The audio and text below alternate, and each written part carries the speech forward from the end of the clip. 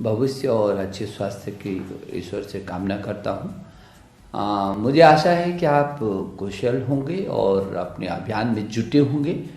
मुझे इस बात को लेकर के खुशी है कि पीछे के समय में जब पूरी दुनिया में कोरोना का महासंकट आया और हमारा देश जो विश्व का सबसे बड़ा लोकतांत्रिक देश है, ये भी उसे अछूता नहीं था और एकाएक इतना बड़ा शिक्षा जैसे क्षेत्र में जो चुनौती सबसे बड़ी आई थी उसका आपने अच्छे से मुकाबला किया। हम लगातार संवाद करते रहे और जिस तरीके से आपने विभिन्न माध्यमों से इस देश के 33 करोड़ छात्र छात्राओं को ऑनलाइन पर शिक्षा के माध्यम से जोड़ करके रखा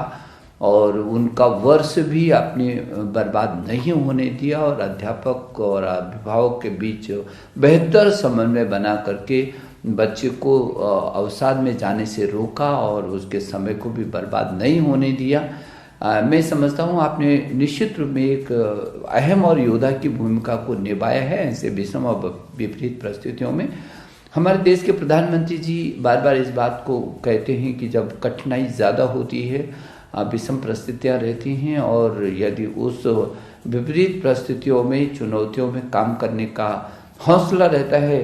और ताकत रहती है, संकल्प रहता है, तो वही चुनौतियाँ अवसरों में तब्दील हो जाती हैं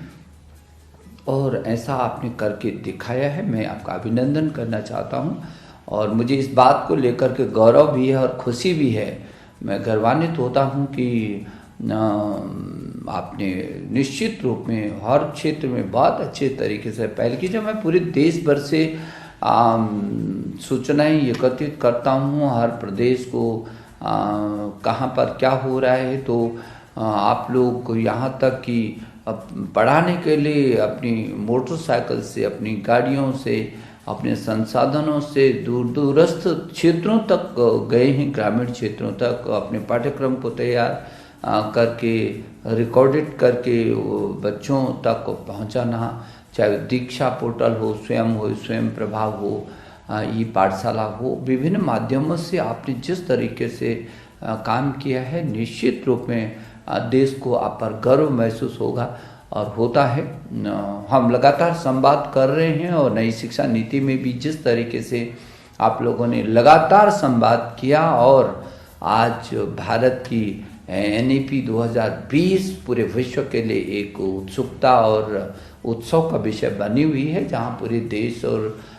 में इसका उत्साह का वातावरण, वहाँ दुनिया में भी इसको लेकर के तमाम जिज्ञासाएं और आपने देखा कि तमाम देशों के लोग लगातार हमसे मिल रहे हैं, बातचीत कर रहे हैं, संपर्क साध रहे हैं।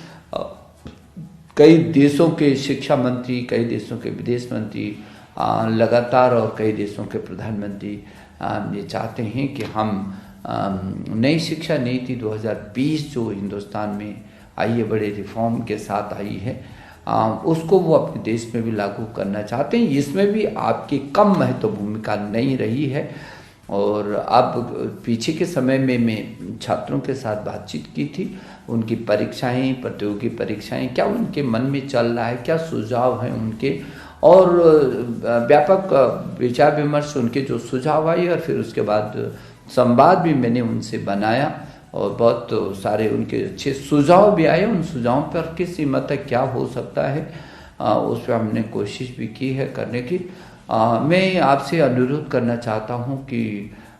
ये जो CBSE की परीक्षाएं हैं उस दिशा में आपका क्या विचार है, क्या सोच रहे हैं आपकी, ये कब होना चाहिए, कैसे होना चाहिए, क्या स्वरूप होना चाहिए। यदि यही परिस्थितियां रहती हैं तो इन परिस्थितियों में क्या मार्ग निकल सकता है और परिस्थितियां साधारण होती हैं तो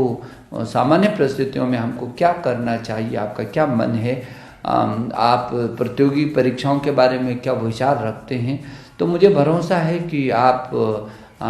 थोड़ा सा सुझाव भी देंगे। आपका परामर्श हमारे लिए बहुत महत्वपूर्ण होता है और आपके हर परामर्श पर हम गंभीरता से विचार विमर्श करते हैं, आपने देखा होगा। और मैं एक बार फिर आपसे विनती करने के लिए आया हूँ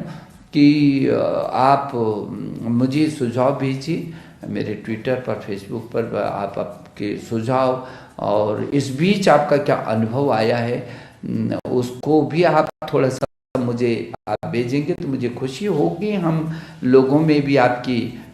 जो बातें हैं उनको भी बांटने में सफल होंगे, ताकि एक दूसरे को देख करके सुन करके लोग और प्रेरित भी होते हैं। और बहुत सारे अध्यापकों ने तो बहुत गजब का इस समय, इस कोरोना काल में जिस तरीके का विज़न उनका निकल करके सामने आया, मुझे बहुत खुशी होती है। तो एक बार फिर आपके सुझावों की मुझको ज़रूरत है कि आपके मन में जो भी विचार आए, जो भी सुझाव आए, आप मेरे को भेजें। और मैं 22 दिसंबर को 22/12 को शाम को एक बार आपसे सीधा संवाद करने का मेरा मन है कि एक बार मैं फिर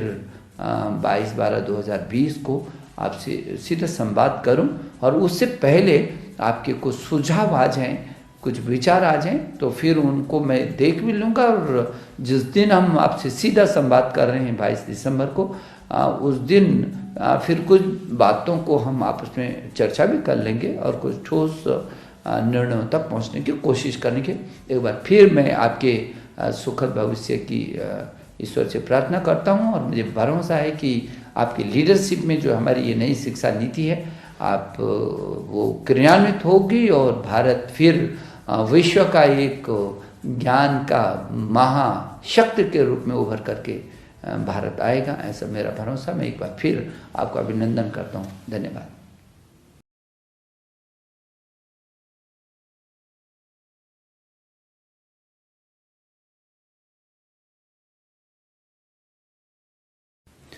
आदरणीय अध्यापकगण,